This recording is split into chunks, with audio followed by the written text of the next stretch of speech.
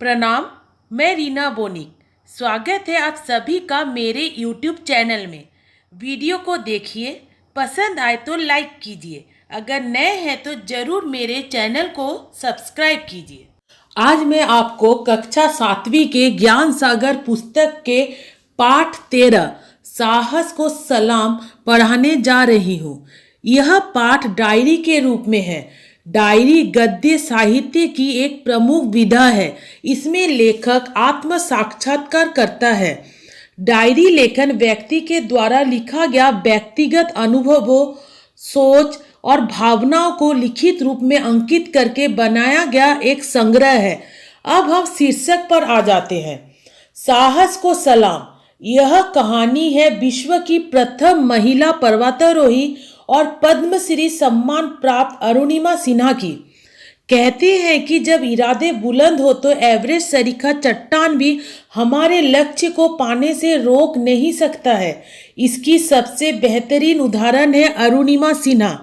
एक पैर आर्टिफिशियल होने के बावजूद भी दुनिया की सबसे ऊंची पर्वत एवरेस्ट को फतह करने वाली विश्व की पहली महिला पर्वतारोही बनी।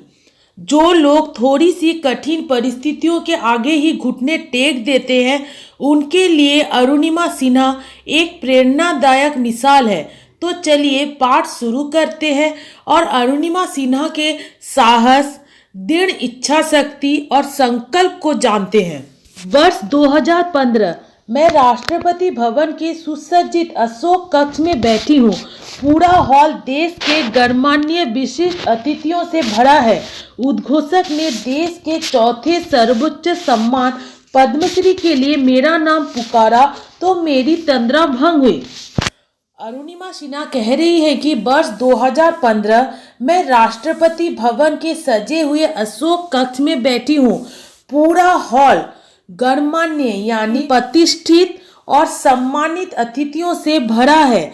उद्घोषक यानी अनाउंसर ने देश के चौथे सर्वोच्च अर्थात सबसे ऊंचा सम्मान पद्मश्री के लिए जब मेरा नाम पुकारा तब मेरी तंद्रा यानी मेरा ध्यान टूटा।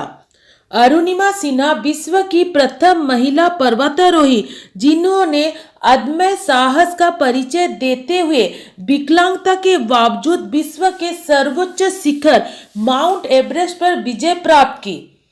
उद्घोषक ने कहा अरुणिमा सिन्हा जो कि विश्व की पहली महिला पर्वतारोही है जिन्होंने अपने अदम्य यानी वह साहस जिसे कोई भी दबा ना सके ऐसे साहस का परिचय देते हुए विकलांगता के बावजूद विश्व के सर्वोच्च सबसे ऊंचे शिखर माउंट एवरेस्ट पर विजय प्राप्त की।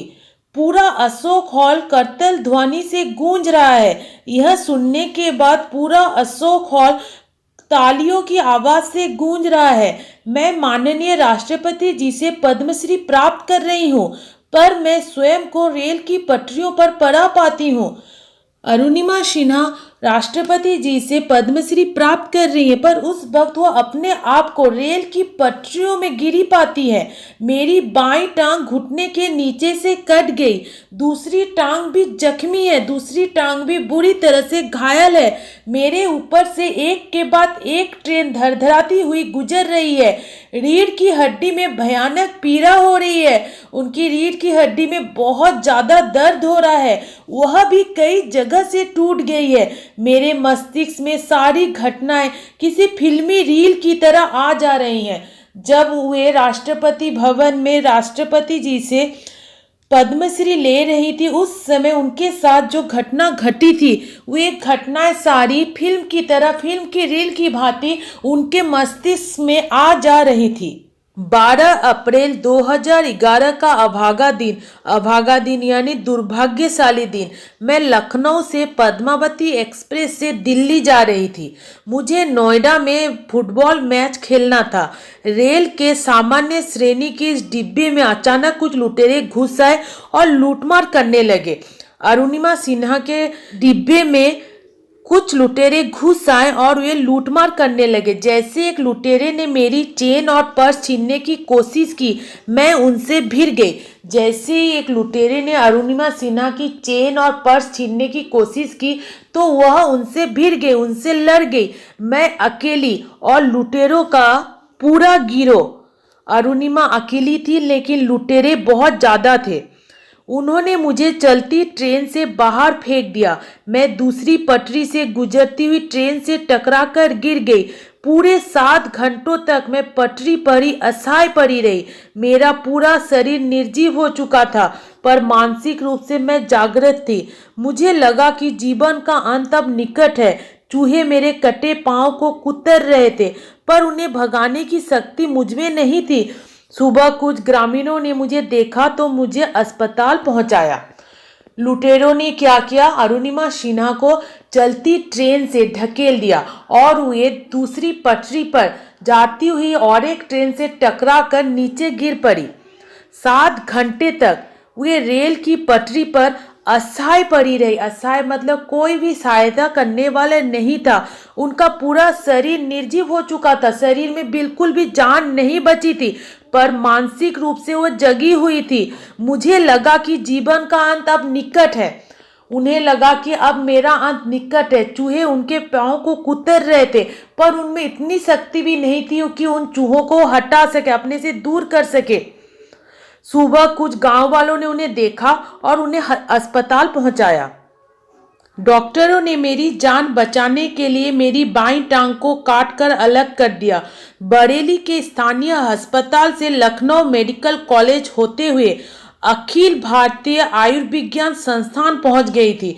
मुझे चारों ओर अंधेरा ही अंधेरा दिखाई दे रहा था। फुटबॉल और वॉलीबॉल की राष्ट्रीय स्तर की खिलाड़ी का ऐसा भयानक अंत मुझे मंजूर नहीं था। अरुणिमा सिन्हा की जान बचाने के लिए डॉक्टरों ने उनकी बाईं टांग को काटकर अलग कर दिया। फिर वे बरेली के स्थानीय अस्पताल से लखनऊ मेडिकल कॉलेज होते हुए अखिल भारतीय आयुर्विज्ञान संस्थान पहुंच गए। उन्हें चारों ओर अंधेरा ही अंधेरा दिखाई दे रहा था। उन्हें फुटबॉल और वॉलीबॉल की राष्ट्रीय स्तर की खिलाड़ी का इतना भयानक अंत उन्हें मंजूर नहीं था। ऐसी स्थिति में बिस्तर पर पड़े हुए मैंने संकल्प लिया। संकल्प यानी पक्का इरादा किया कि दुनिया के सर्वोच्च शिखर, सबसे ऊंचे पर्वत चोटी माउंट एवरेस्ट पर अपने चरण चिन्ह अंकित करने का। उन्होंने संकल्प लिया, इरादा किया कि मैं विश्व की सबसे ऊंची चोटी पर अपने पांव के निशान छोड़ूंगी। मैंने ईश्वर से कहा, तूने मुझे विकलांग बनाया है, मैं यह चुनौती स्वीकार करती हूँ। उन्होंने ईश्वर से कहा कि तुमने मुझे अपंग बनाया है और तुम्हारी यह चुनौती, यह चैलेंज मैं स्वीकार करती हूँ। अब यह विकलांग विश्व की सबसे ऊंची चोटी पर ही तुझे धन्यवाद देगी। अब ये विकलांग अरुणिमा सिन्हा विश्व की सबसे ऊंची चोटी पर चढ़कर हुआ से तुम्हें धन्यवाद देगी। सच्चाई तो यह थी कि इस दुर्घटना से पहले मैंने पर्वतारोहण के बारे में कभी कल्पना भी नहीं की। पर्वतारोहण यानी पहाड़ों की चढ़ाई के बारे में अरुणिमा ने कभी सोचा ही नहीं था। दुर्घटना से पहले जो भी मेरे संकल्प के बारे में सुनता वह मेरा उपहास उड़ाता। उपहास यानी मजाक। जो कोई भी अरुणिमा के इस संकल्प, एवरेस्ट पर चढ़ाई करने के इस पक्के इरादे को सुनता तो उसका मजाक उड़ाता, पर मैं अपने निश्चय पर अटल थी। पर मैंने जो सोचा था उस पर मैं दृढ़ थी। मेरे भाई ओम प्रकाश सिन्हा और पूरे परिवार ने मेरा हौसला बढ़ाया। हौसला यानी हिम्मत। मेरे संकल्प के प्रति उनके भरोसे ने मेरा खोया हुआ आत्मविश्वास लौटा दिया। मेरे संकल्प के प्रति मेरे परिवार और मेरे भाई के भरोसे ने मेरा खोया हुआ आत्मविश्वास यानी खुद पर भरोसा जो खो चुका था उसे लौटा दिया। अब मेरे लिए एक एक पल अनमोल था। अस्पताल से निकलने के बाद जब सामान्य लोग अपने घर जाकर आराम करना पसंद करते हैं, तब मैं अपने अधभरे जख्मों के साथ अपने सपनों को साकार करने के लिए प्रेरणा स्रोत बछेंद्री पाल के पास पहुंचने के लिए उतावली हो रही थी। साधारण लोग जब अस्पताल से निकलते हैं तो वे घर जाकर आराम करना चाहते थे, लेकिन मैं अपने अधभरे जख्मों के साथ वह जख्म जो ठीक से भरे भी नहीं थे। उन जख्मों के साथ अपनी प्रेरणा स्रोत बछेंद्री पाल से मिलने के लिए उतावली हो रही थी। बछेंद्री पाल माउंट एवरेस्ट पर चढ़ने वाली प्रथम भारतीय महिला है। सन 1984 में इन्होंने माउंट एवरेस्ट फतेह किया था।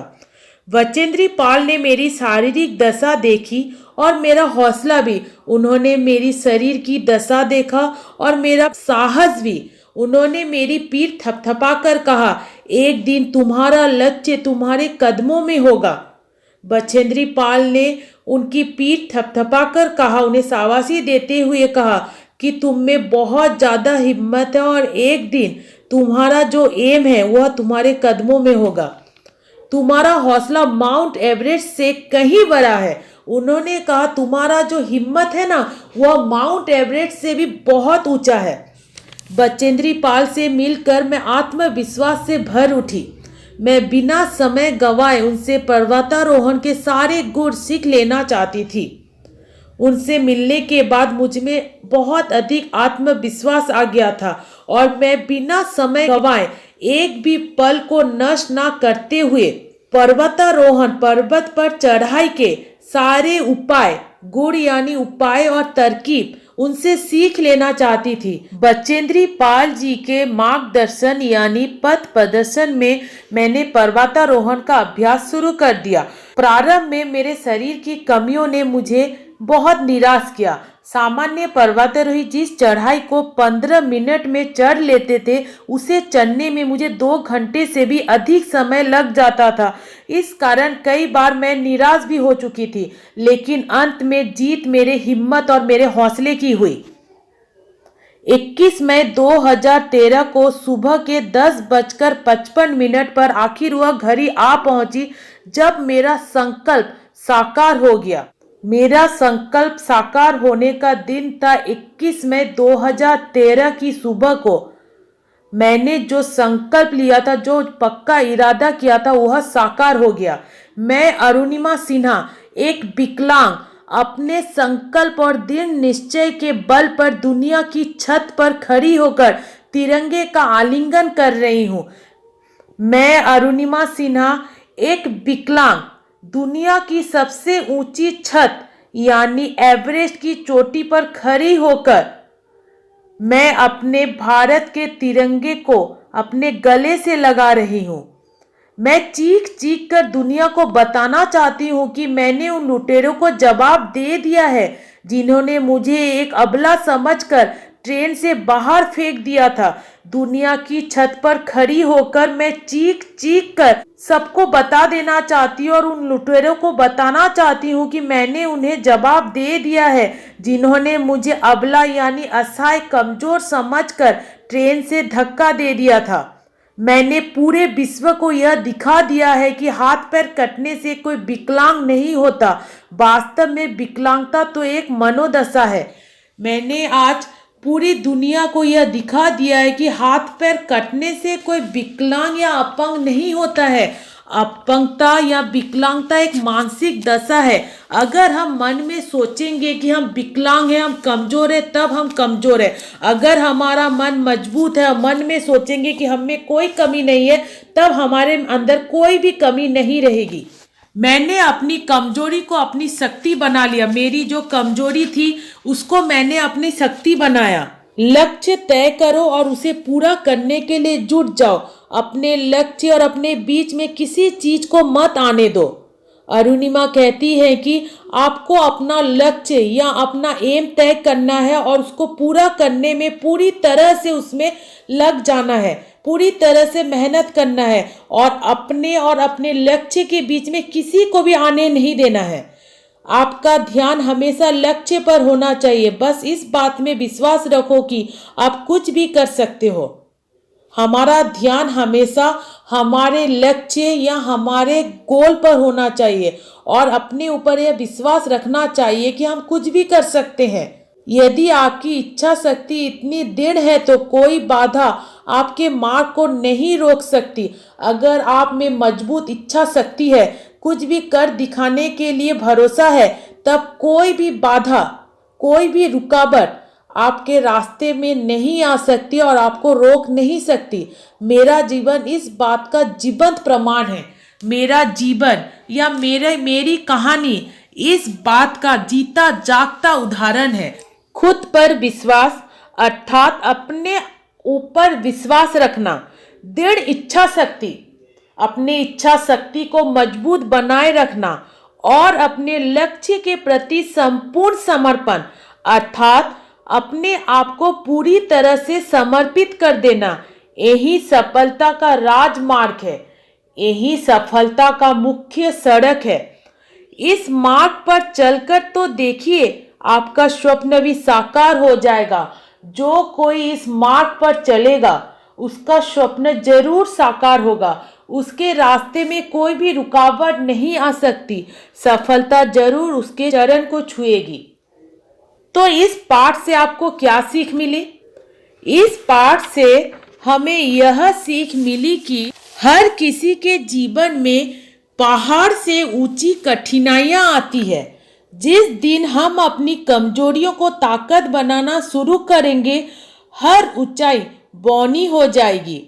अगर अरुणिमा सिन्हा हार मानकर और लाचार होकर घर पर बैठ जाती तो आज वह अपने घर परिवार के लोगों पर बोझ होती।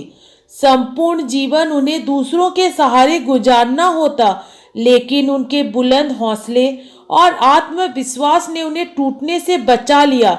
मुश्किलें तो हर इंसान के जीवन में आती है, लेकिन विजयी वही होता है जो उन मुश्किलों से डटकर मुकाबला करता है। अरुणिमा सिन्हा हमारे देश की शान है और हमें उनसे जीवन में आने वाले दुखों और कठिनाइयों से लड़ने की प्रेरणा लेनी चाहिए। तो आज के लिए बस इतना ही। मेरे चैनल को जरूर सब्सक्राइब करें और नीचे दिए गए बेल बटन पर क्लिक करें ताकि आपको मेरे नए वीडियोस के नोटिफिकेशन मिलते रहे।